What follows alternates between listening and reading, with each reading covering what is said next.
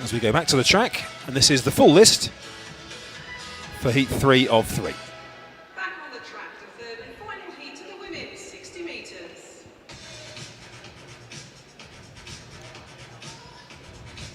So actually, Diani Walker, who was a DNS in Heat 1, has now appeared in lane 1 of the third heat. She's not actually on our official start list, but she's definitely there. So I don't know whether she's late or what's happened there, but these things happen, Jen.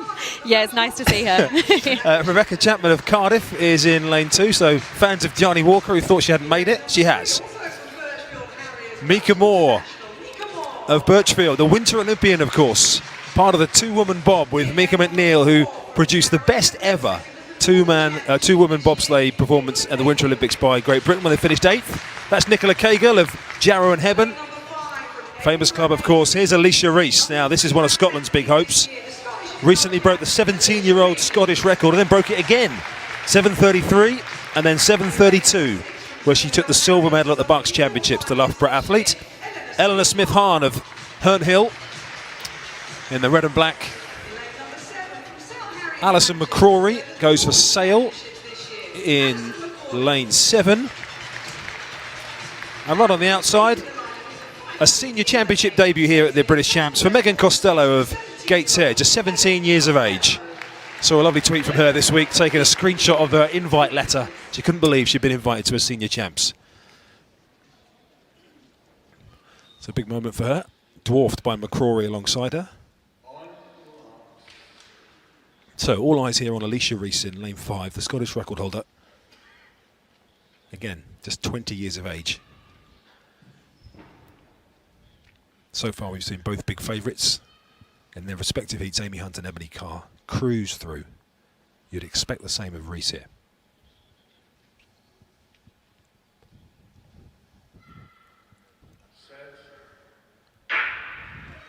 So where they go, actually Costello right on the outside, got a good start. Also Walker and Moore, but it's Rees in the end who starts to come through. Tight on the line for second in the end. Alicia Rees got into running into the second half of the race after some powerful starts on her inside. I think Chapman probably just got the nod on, sorry, Walker on the inside just got the nod on Moore for that second spot, but Alicia Rees looked like she worked a little bit harder than the other two earlier on, Jenny. Yeah, she did, and that was competitive, wasn't it? That's not what we've seen for the first few heats. So we're just looking now 7.50 to take the win. We're just getting another look here. Misha Moore there. She's been in that two-woman bobsleigh. She's got the power. She's got the strength as well. And Diani Walker there in lane 1. We're glad she's made an appearance, and she's working hard there. But this is where Alicia Rees just can ease down those last couple of strides. She knows she's qualified automatically to that final, and yeah, it was a good one. Well, they're just waiting. You can see the athletes there waiting for confirmation on the big screen of the times. We've seen it. Rees 7:50 and Walker 7:60, the two qualifiers. Mika Moore with 7:62 will go through as a next fastest, and also with Cagle running 7:80. That means Rebecca Jego will go through as well as a next fastest from the first heat. So Diani Walker, there's a confirmed run down. The capital Qs there are the automatic qualifiers.